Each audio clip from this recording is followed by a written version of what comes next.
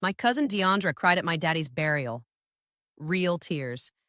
Had the nerve to wrap her arm around my mama and everything, whispering how sorry she was, while not 30 minutes before she'd stage whispered to her brother that my shoes looked like I'd bought them off a church donation table. She thought that was the last word on who we were. She was wrong. Before the dirt even hit the casket, 4 black Suburbans rolled through the cemetery gates slow and quiet, and 6 men in suits stepped out like they had somewhere important to be. The lead one walked straight to me. Not to my mama, not to my aunt, to me. And the way he said my name made Deandra go completely still. If you're watching this video, tell me where you're from or what time it is for you.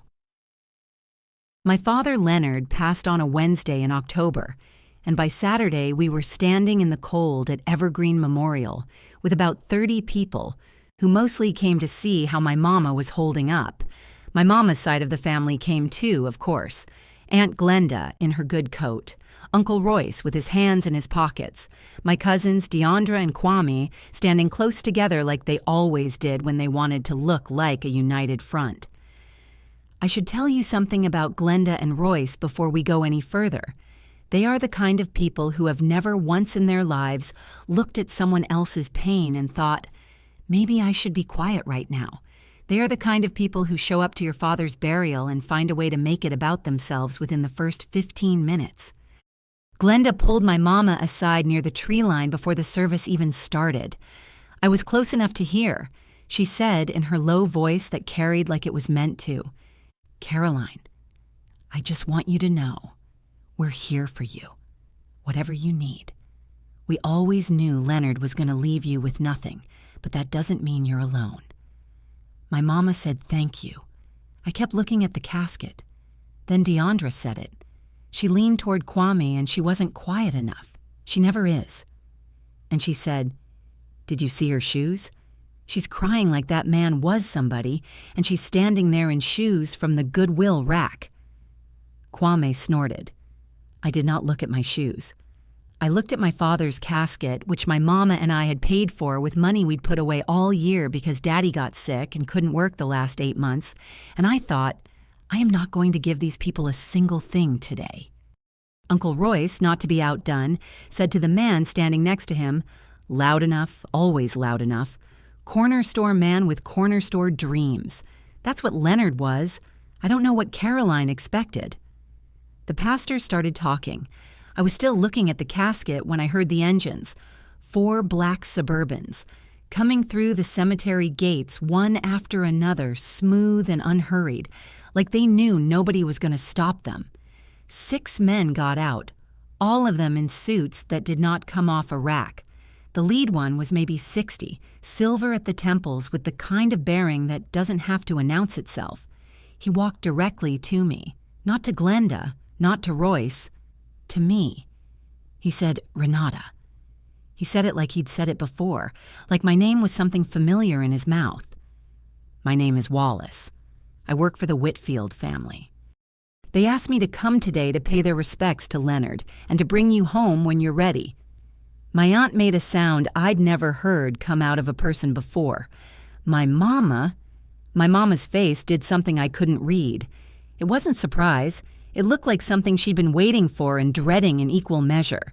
The pastor had stopped talking. I said, "Give me a minute with my father." Wallace nodded and stepped back.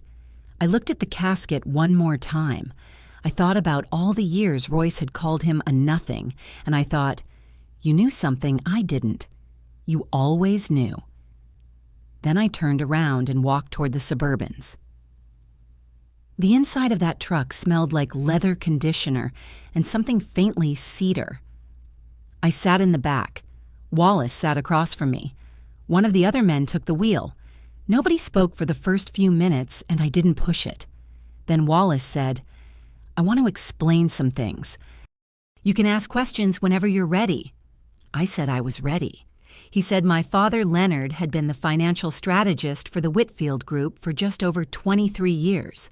He said the Whitfield Group was a family-owned real estate and business operation that had been building in the South since the early 1980s. Property management, commercial leasing, a linen and laundry service contracted with hotels and hospitals across 3 states.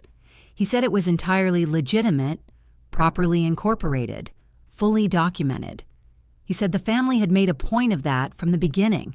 He said my father's grandmother, Ida, my great-grandmother, was the younger sister of Franklin Whitfield Sr., the man who built the whole thing, which meant Leonard wasn't just somebody who worked for them, he was family. I sat with that for a second. I said, so the insurance job was real, Wallace said. He was licensed, he sold policies. But it also explained how a man with his kind of income lived the way he did without drawing questions he didn't want.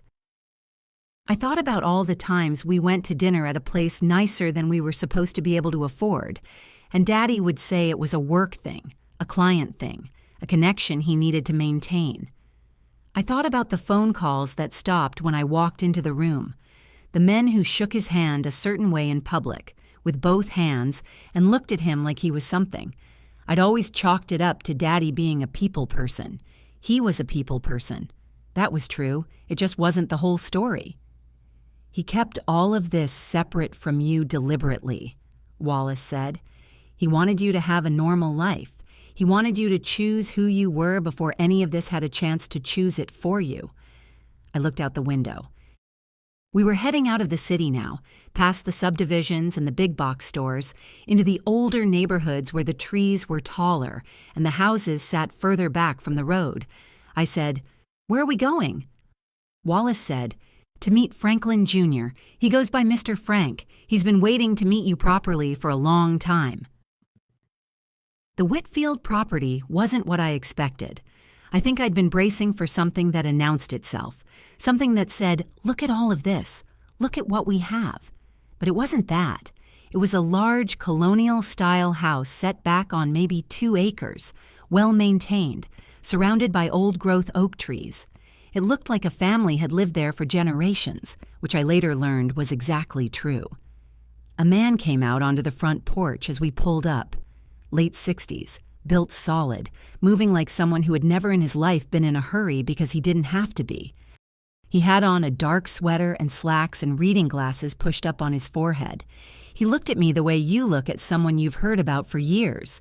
He came down the steps and he took both my hands in his and he said, "Renata, I have been waiting to meet you for a long time. I'm sorry it took losing your father to make it happen." His name was Franklin Whitfield Jr. He'd been running the family operation for 15 years, since his own father stepped back. He led me inside and sat me down in a study that smelled like old paper and coffee, and he told me what Wallace had started to explain, but in more detail, with more weight behind it. He said Leonard was the kind of man who came along once in a generation. He said that wasn't sentiment talking, that was business talking. He said Leonard had a gift for seeing where money needed to go before other people saw it, and a rarer gift for keeping his mouth shut about it afterward. He said, he talked about you constantly. Every conversation eventually came back to you, what you were studying, what you were figuring out, what you were getting right. I had to press my hands flat on my thighs to keep them from shaking. He said, he was proud of you before you'd given him any particular reason to be. That's the purest kind of proud there is. I didn't say anything for a minute. I was looking at a framed photo on the bookshelf. 2 men at a dinner table mid-laugh. One of them was Mr. Frank, younger. The other one was my daddy. He looked happy in a way I recognized but had never been able to name, like a man who knew where he stood in the world. He was loved here, Mr. Frank said, and so are you. After we sat for a while, Mr. Frank put a folder on the table between us. He didn't make it dramatic. He just said, "You should know what Leonard built for you." I opened it. The first page was a summary document for something called Kincaid Property Partners, Leonard's last name on my grandmother's side, half ownership, 216 rental units across Atlanta, Birmingham, and Savannah.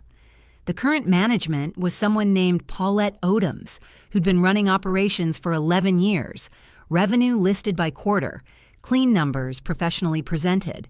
The next pages covered a commercial laundry and linen service called Cornerstone Textile, Contracts with 4 hotel groups and 2 hospital systems, 12 employees, full benefits, 3 delivery routes, then a life insurance policy I'd known about, then another one I hadn't, then a trust account.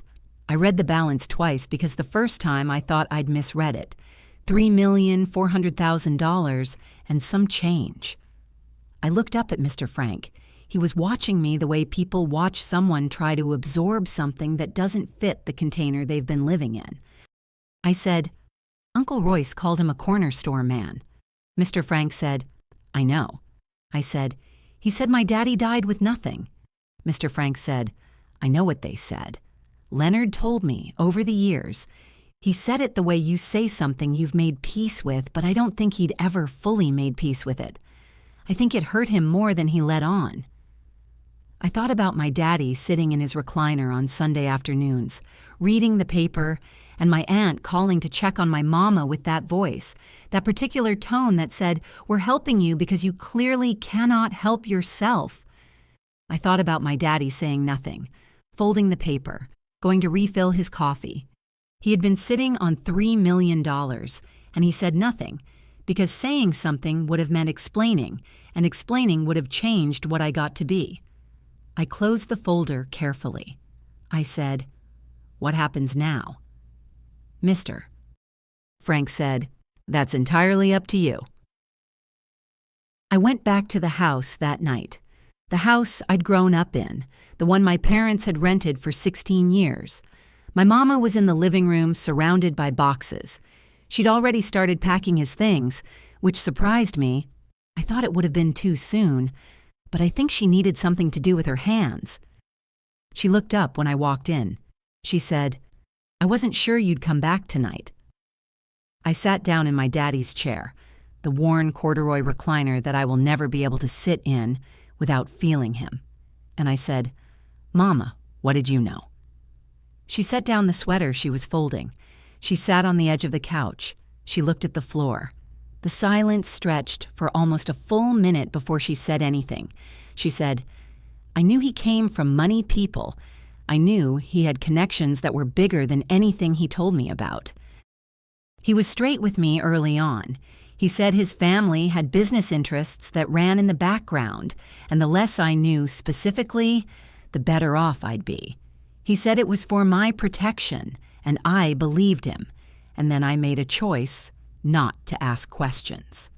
I said, "How long?" She said, "Before you were born." I said, "So you knew all those years while your sister was calling him a failure?" I couldn't say anything. Her voice broke a little, because saying anything meant explaining things I'd promised I'd never explain. And if I started explaining, Glenda would start asking, and Glenda asking questions about Leonard's business. She shook her head. "He told me that was the one thing he needed from me. Quiet. And I gave it to him." I said, "You could have just told them he was a good man. You didn't need specifics for that." She said, "I know." I said, "You could have told Royce to keep his mouth shut at the burial." "You didn't need specifics for that either." She said, "I know." She started crying. Quiet, like she'd been practicing for this conversation and had decided ahead of time she wasn't going to let it get loud. I said, "I'm not asking you to explain it all tonight." I stood up. I said, "I'm going to be okay. I found that out today." I looked around at all his things in boxes. Don't throw away the books. He'd want me to have the books. I drove home without saying goodnight. Wallace arranged a meeting with Paulette Odoms 2 weeks after the burial at the Kincaid Property Partners office, which turned out to be a clean, modest space above a copy shop on Delmar Avenue. Nothing that said Empire. Just a good office with organized filing cabinets and a woman who shook my hand like she'd been waiting to do it for a while. Paulette was 51, short, natural hair kept close, and she had the energy of someone who had been the most competent person in every room she'd ever walked into, and was tired of pretending that wasn't the case. She poured us both coffee without asking how I took it, and then she stopped and said, "How do you take it?" I said, "Light, no sugar." She said, "Good. People who take it black are usually performing." I liked her immediately. She walked me through the portfolios unit by unit, not just the numbers, but the stories. The building on Conley Street that had been a fire hazard when Daddy bought it and was now home to 14 families who'd been there for an average of 8 years. The commercial strip on Vine where he'd dropped rents 20% during the pandemic and taken the loss himself rather than put businesses out. The maintenance crew he'd kept on payroll through 2 slow winters rather than lay them off seasonally. She said, "Your father had a policy. If a tenant was going to be late, they had to call before the due date, not after. If they called before, he'd work with them. If they didn't call, he'd follow the lease. Sounds hard until you understand why. He said people who communicate are people who are trying. He was only in the business of working with people who were trying." She showed me a folder she'd pulled separately from the others. She said, "I want you to know about this one." It was a tenant file, a woman named Mrs. Arthella Sims, Unit 3 on Beaumont. 67 years old, fixed income, diagnosed with breast cancer in the spring of 2 years ago. Her rent went into an arrangement I didn't recognize. Paulette said, "Your father covered her portion for 14 months, out of his own pocket. Never put it through as a business expense, never mentioned it to me directly. I only found out because she told me herself, and she was crying when she did it." She closed the folder. She said, "I don't know what his family said about him. I heard a little from what Wallace mentioned, but I want to be clear with you." She looked at me straight. Whatever they said, they were wrong. Not misguided, wrong.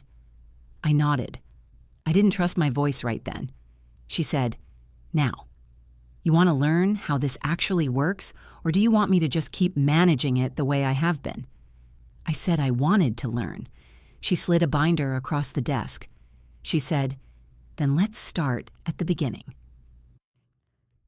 8 weeks after the burial, I was sitting in my apartment reviewing lease agreements that Paulette had assigned me to read when my phone rang. It was Kwame. I almost didn't answer. But Kwame had always been a little softer than Deandra, less mean on purpose, more mean by accident, which is a different thing. He said, "Hey, I feel like I should tell you something." He sounded uncomfortable, like he'd rehearsed this and was already off script.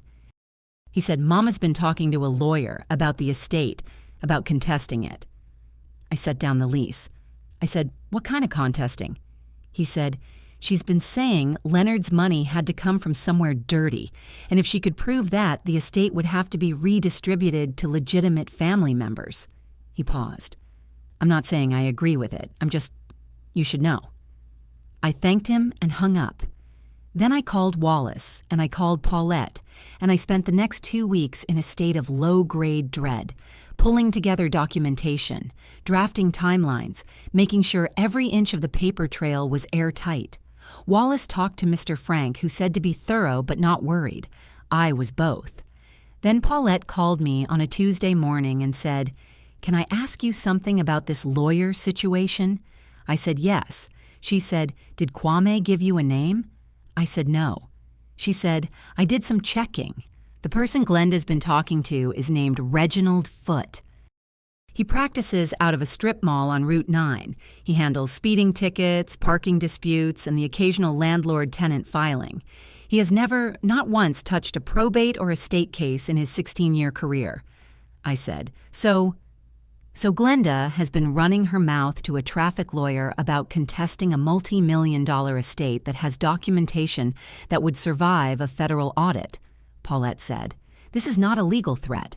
This is a woman who is embarrassed and scared and does not know what she's doing." I sat down on my couch. I had spent 2 weeks losing sleep over Reginald Foote. I called Kwame back. I said, "Did your mama actually file anything?" Long pause. "I don't think so. I think she talked to somebody." I said, "Okay." He said, "I'm sorry. I said, "It's fine, Kwame." It wasn't entirely fine, but it wasn't his fault. "Thank you for telling me." I hung up. I stared at the ceiling for a while. I had almost canceled what I was planning because of a woman's mouth and a traffic lawyer. I decided I wasn't going to rush anymore. I was going to do this right, the way Daddy would have, slow and clean and when I was actually ready. Easter was 2 months out. That gave me enough time. I called Deandra back. She'd texted twice since the burial with messages that started with checking on you, but were really just checking to see if the money story was true. And I told her I was hosting Easter dinner, and she and Kwame should come. I told her the whole family was invited. I said I had some things I wanted to share. She said that sounded really nice. I could hear her recalibrating in real time. I'd bought a house in January. It was in a neighborhood called Elmhurst, which is the kind of neighborhood where the Homeowners Association sends letters about approved paint colors, and people have planters on their porches year-round. Glenda had driven through Elmhurst once and said she'd love to live there someday. That was 11 years ago. It wasn't a mansion. It was a 4-bedroom craftsman with good bones and a back porch that caught the afternoon light. But the address would say something before I said a word. Paulette helped me put together the documentation folders, one per household. Property summaries, the business overview, a financial statement summary, photographs. Nothing sensitive or proprietary, just the verifiable shape of what Leonard had built. She organized them herself, which told me she understood what this dinner was actually for. I ordered catering through a restaurant group connected to the Whitfield family. Glenda didn't know that, had no way of knowing it, but I liked knowing it. I set the table with the good dishes I'd found in a box that had been in Leonard's storage unit, cream-colored with a thin gold rim, which Paulette told me later had been my grandmother Ida's. The night before, I sat at that table alone and looked at the empty chairs. I thought about what I wanted from this. I'd been turning it over for months. I wasn't trying to destroy anyone. I wasn't trying to humiliate anyone exactly. I was trying to make something true that had been false for 23 years. I was trying to put my daddy's name right. That was all. I went to bed at 10 and slept better than I had since October. Glenda and Royce arrived first. Of course they did. 15 minutes early, which meant they wanted time to walk around and assess before anyone else got there. I opened the door and watched Glenda's eyes do a full sweep of the porch, the front door, the entryway. She was working hard to keep her face neutral. She didn't quite manage it. She hugged me and said, "This is really something, Renata. How did you—" She stopped, smiled. "It's just really lovely." Royce shook my hand. He was quieter than usual. He was doing math in his head, I could tell. He was trying to figure out what a house in Elmhurst cost and how that squared with what he thought he knew. My mama arrived a few minutes later. I'd called her separately, told her to come, told her I wasn't asking her to do anything except be there. She looked tired. She looked like she hadn't slept much either. I squeezed her hand at the door and she nodded, like she understood what I wasn't saying. Deandra and Kwame came last. Deandra had on a dress that was nicer than anything she'd worn to the burial, which told me she'd thought about this. She walked in and her eyes went immediately to the table, the dishes, the flowers, the place settings. And I watched her recalibrate the same way she'd done on the phone, except now it was her whole body doing it. She hugged me. She said, "Renata, this is beautiful. You've done so good for yourself." She said it warmly. She meant it to be warm. But it landed a little bit like a conclusion, like she was checking a box. I said, "Thank you. Let's eat." The food was good. It was Easter appropriate. Lamb, roasted vegetables, a bread pudding for dessert, and everyone made the right noises about it. The conversation stayed light for a while. Church, weather, somebody's cousin who'd moved to Houston. Then Royce did what Royce always does. He waited until there was a natural lull, and he filled it. He said, "Renata, I have to ask, and I mean this with all the love in the world."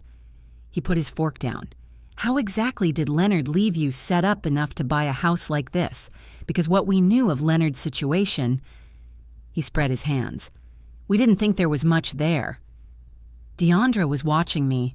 Kwame was looking at his plate. My mama was very still. I said, "That's actually what I wanted to talk about tonight." I got up. I went to the sideboard and I brought back the folders. One for Glenda and Royce, one for Deandra and Kwame, one for my mama, though she already knew some of it by now. I set one at each place and I sat back down. I said, I want to tell you about my father. I didn't give a speech. I want to be clear about that. I didn't stand up and perform. I sat at the table with them and I talked like I was explaining something that was simply true, which it was. I said my father Leonard had spent 23 years as the financial strategist for a family business called the Whitfield Group. I said the Whitfield Group was a legitimate, documented, incorporated real estate and commercial services operation with holdings across 3 states. I said my father's grandmother was the sister of the man who built it, which made the Whitfield family my blood. Glenda's fork went down. I said my father had owned half of a property management company that currently managed 216 rental units. I said he owned a stake in a commercial linen service with hospital and hotel contracts. I said he had left me a trust account with a balance they could see summarized on page 3 of the folder. Royce opened the folder. He looked at page 3. He looked up at me. He looked back down. Deandra said, I don't understand. I said, what part? She said, Leonard, he worked insurance. I said, he did. That was also true. It's not complicated, Deandra. He had more than one thing going on, and he kept his business where it belonged. Glenda said, but we would have known. We would have. She stopped. I waited. She said, why wouldn't he tell the family? I said, I think you know the answer to that. She looked at me. Then she looked away. I opened my own copy of the folder to the last page. It was a photograph, 8 by 10, printed on good paper. My father and Mr. Frank at a dinner table, both of them mid-laugh.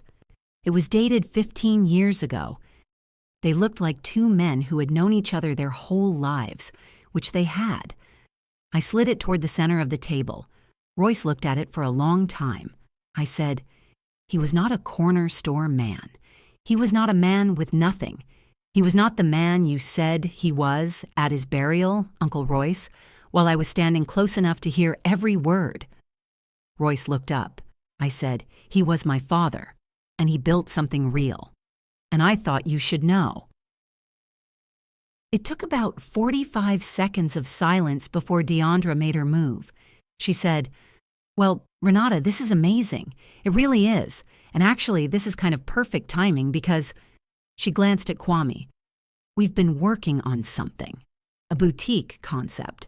Clothing, maybe some accessories, really curated. And we've been looking for investors who understand, like, family, supporting family. I said, Deandra. She stopped. I said, I'm not going to invest in a business without a client list, a revenue model, or a launch plan. I don't do that for family. I don't do that for strangers. I don't do that for anybody. I kept my voice even. If you build something real, you can bring it to me and we can talk, but not tonight. She sat back. Her jaw tightened. Royce said, you know what? This whole thing feels like a performance, like you invited us here to... I said, I invited you here because you are my family and I wanted you to know the truth about my father. That's it, that's all. He said, oh, it feels like showing off. I said, I know it does. I can't control how it feels to you. Glenda said, Leonard kept secrets from everyone who loved him. I said, Leonard kept his business private from people who had spent 20 years telling him he was a failure. That's not the same thing as keeping secrets from people who loved him. Nobody said anything to that. Glenda pushed back from the table. She said, Dennis, let's go. She always called him by the wrong name when she was upset. She'd been doing it since I was a child. Deandra, Kwame, get your things. They filed out of my dining room. Deandra didn't look at me on the way out. Kwame glanced back once. The front door shut. My mama was still sitting there, looking at her untouched bread pudding. She said very quietly, I should have said something at the burial. I said, yes. She said, I should have said something years before that. I said, yes. We sat there together for a while in the room that was too quiet. The candles on the table were still burning. The caterers came back an hour later to collect their things, and I helped them carry dishes to the door because I needed something to do with my hands. They were efficient and kind, and they left without asking any questions, which I appreciated. I sat alone at the table after. I'd thought about this moment enough times in the preceding months that I had a picture of it in my head. I thought I'd feel something definitive, satisfied or at peace, or some clean version of better. Mostly I felt tired, and underneath the tired, something that wasn't quite satisfaction but was adjacent to it, like a knot that had been pulled tight for years had finally been allowed to loosen, just a little, just enough to feel the difference. I called Paulette. It was late, but she'd said to call whenever. She picked up on the second ring. I said, "It happened." She said, "How'd it go?" I said, "They left early. Glenda practically ran." Paulette made a sound that was half laugh, half exhale. She said, "Was it what you needed it to be?" I thought about it for a real minute. I said, "I don't know yet." She said, "That's probably the honest answer." I said, "Yeah." She said, "Get some sleep. You did something real tonight." Let it land. I turned off the dining room lights and left the photograph on the table. My daddy and Mr. Frank, mid-laugh. I wasn't ready to put it away yet. The call came from Wallace about a week and a half after Easter. He said, "I need to let you know about something. There's a man named Royce, your uncle, who's been talking." I set down my coffee cup. He said Royce had been to his barber shop, to his church, to a cookout at a neighbor's house, telling anyone who would listen that Renata's inheritance came from some kind of black mob situation, and that Leonard had been involved with organized money, and that the Whitfield family was something dangerous that his niece had gotten pulled into. I said, "Is it getting anywhere?" Wallace said, "That's the issue. One of the men in his barber shop knows Mr. Frank. Not well, but enough. It got back to us." I felt my stomach drop. I said, "How bad?" He said, "Mr. Frank isn't angry, but he wants to talk to you." I said I'd be there in an hour. On the drive over, I kept turning it over. I'd planned the dinner to show them the truth, clean, documented, verifiable truth. And instead of sitting with it, Royce had taken what he didn't understand and spun it into the worst story his imagination could make. And now his mouth was creating a problem that my careful, patient reveal had never intended to create. I thought about Paulette saying, "My daddy only worked with people who were trying." I thought about whether Royce had ever, once in his life, been trying. Mr. Frank's study looked the same as it had the first time. Old paper smell, coffee going, that photograph on the shelf. He had me sit down. He poured us both coffee. He said, "How are you?" I said, "Embarrassed, and I want to fix it." He said, "Good. Those two things together are usually enough." He set his cup down. "Let me tell you what I know, and then we'll talk about what makes sense." He walked me through it, what Royce had said, who had heard it, what had been repeated. He was not unkind about it. He said it the way you describe weather. Here's what's happening. Here's why it matters. Here's what we're working with. He said the Whitfield name had survived 40 years without meaningful legal trouble because they had always been deliberate about who they were visible to and how. He said a grieving uncle making noise in a barber shop wasn't a crisis, but it was a signal that things had been disturbed, and disturbed things needed tending. He said, "You have options." I said I knew. I said Wallace had outlined them. He said, "What does your instinct say?" I thought about my daddy. I thought about the way he'd handled 23 years of Royce calling him a nothing, patient, deliberate, quiet, never retaliating in a way that would create more damage than it resolved. I said, "I think I go talk to him, directly. I explain what the Whitfield group actually is, clearly enough that he can't keep pretending he doesn't know. I tell him what his talking is doing, and I give him a way out that preserves his dignity, because taking his dignity won't make this quieter, it'll make it louder." Mr. Frank was quiet for a moment. He said, "Your father handled things that exact way." I said, "I know, I just didn't know that's what I was learning when I was watching him do it." While I was working up to the Royce conversation, my phone rang with a Memphis area code. It was Aunt Lorraine. I hadn't talked to Lorraine in close to 3 years. She was my mama's oldest sister, the one who'd moved away from the family drama decades ago and mostly stayed out of it. Christmas cards, the occasional text. She'd never been cruel to my daddy. She'd just been gone. She said, "Glenda called me crying." I told her she'd been a fool for years and she should sit with that. I said, "Thank you." She said, "I wanted to hear from you directly what happened." I gave her the short version: the burial, the Suburbans, the Whitfield group, Easter dinner. She listened without interrupting, which was unusual in our family. When I finished, she said, "Good. He deserved that. Leonard deserved that a long time ago." Then she said, "There's something I want to tell you. I never told anybody because he asked me not to." I waited. She said that 12 years ago, when her marriage fell apart and her house was about to go into foreclosure, and she had 2 kids and no job and her savings account had less than $400 in it, she had called Leonard.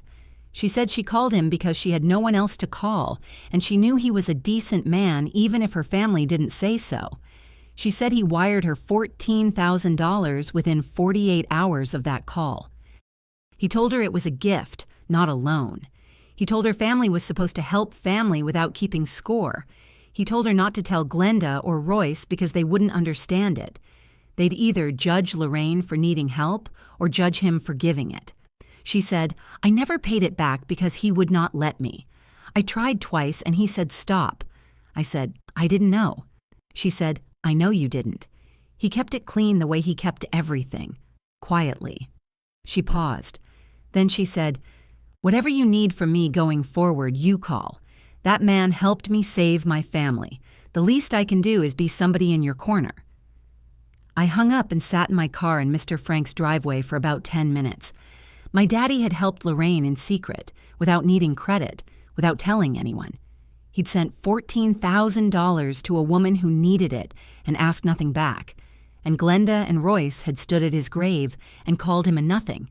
I thought, he was not angry about that. That's what I couldn't understand for a long time. He was not angry. He just knew something they didn't, and he made peace with them, never knowing it. I understood it better now. The peace wasn't resignation. It was patience. It was the long game. I started the car. I had a conversation to go have. I picked a diner on the west side, halfway between his neighborhood and mine. I told him I wanted to talk. He said, "What about?" I said about some things that needed clearing up. He showed up 10 minutes late. He looked a little deflated when he walked in, like he'd been practicing for a confrontation and wasn't sure this was it. I'd gotten there early. I had coffee. I had a copy of the Whitfield Group's public business filings, which Wallace had put together for me. Nothing proprietary, just the incorporated articles and the property records that were already public. I had a copy of the Easter folder. I waited until he sat down. Then I said, "I know you've been talking about my family, Royce. I know what you've been saying, and I know where you've been saying it." He started to say something. I said, "Let me finish." He closed his mouth. I said, "The Whitfield Group is a 40-year-old, legitimately incorporated, fully documented family business. I can show you the public filings right now. What my father did for them, he did legally, and every cent he earned went through proper accounts with paper trails that would survive any scrutiny anyone wanted to apply." I slid the folder across the table. I said, "I understand that Easter was a lot. I understand you don't like feeling like you were wrong. I'm not trying to make you feel worse than you already do." I kept my voice level. "But the stories you're telling about my father and about the Whitfield family are not true. And the people who have heard those stories include people who know the Whitfields personally. Which means your talking has gotten to them." He looked at the folder without picking it up. I said, "Here's what I need. I need you to correct the record with the people you told. I need you to tell them you were wrong about Leonard, that he was a legitimate businessman who built real things, and that you misjudged him." Royce said, "And if I don't?" I said, "Then you handle that on your own, and we don't have anything else to discuss." I paused. "I'll also tell you plainly that the Whitfield family is aware of the situation. They take their reputation seriously. I'm not saying that as a threat. I'm saying it so you understand the full picture." He looked at me for a long moment. He said, "Caroline raised you to be hard." I said, "My daddy raised me to be clear." He looked out the window. He worked his jaw. He picked up the folder, looked at the first page, put it back down. He said, "Who do I have to call?" I said, "Start with the barber shop, then your neighbor. Then whoever else heard it." He said, "What exactly do I say?" I said, "That you were wrong about Leonard Kincaid, that he was a successful businessman, that you spoke out of ignorance and you regret it." I said, "You can do it in your own words. I just need it done." He nodded. It wasn't gracious. It wasn't even particularly remorseful, but it was a yes. I paid for both coffees and I left. He did it. I know because Lorraine called me 3 days later and said Royce had phoned her out of nowhere and told her he'd been unfair to Leonard, that Leonard had been a successful businessman and he'd spoken out of turn and he wanted to correct it. She said his voice sounded like a man eating something he didn't like. She also said she'd told him that was a good start and he should sit with the rest of it too. 2 other people texted me that week, people who'd been at the burial, acquaintances of Royce's, saying they'd heard he was walking back what he said. They seemed confused. I thanked them and didn't explain. Kwame called me separately. He said, "I don't know what you did, but Daddy's been different since last week." I said, "We just talked." Kwame said, "Can I ask you something?" I said yes. He said, "Was he really? Uncle Leonard? Like, was it really all that?" I said, "Every bit of it." Kwame was quiet for a second. Then he said, "I'm sorry about the burial, about what we said." I said, "I know." He said, "I mean it though." I said, "I know you do, Kwame." And I did. He'd always been the softer one. Take care of yourself. I hung up. I thought about Deandra. She hadn't called. I decided I was going to let that be her choice. My mama came to the house on a Sunday afternoon in May, about 6 weeks after Easter. She brought a pound cake, which is what my family does when we don't know what else to bring. She also brought an envelope. She'd called ahead, said she wanted to talk. I made tea. We sat at the kitchen table. The pound cake sat between us. She said, "I've been thinking about what I should have done differently. I know I told you I chose silence to protect us. And I believe that's what I was doing. But I've been honest enough with myself now to know it wasn't just that." I waited. She said, "I was scared of being on the outside of my family, and I let that fear be bigger than what your father deserved and bigger than what you deserved. And I am sorry." She said it straight, not crying, not looking away, just saying it. I said, "Thank you for saying that." She slid the envelope across the table. She said, "Leonard wrote this for you. He gave it to me about 10 years ago. He said hold on to it until she's old enough and the time is right." She looked at her hands. "I think the time is right now." I took it. She said, "I'm going to go. I'll let you read it without me here." She stood up. She cut 2 slices of the pound cake, one for me on a plate, one that she wrapped up to take with her. She squeezed my shoulder at the door. Then she left. I sat at the kitchen table for a few minutes before I opened it. His handwriting was exactly what I expected. Slightly cramped on the left side, looser as it went.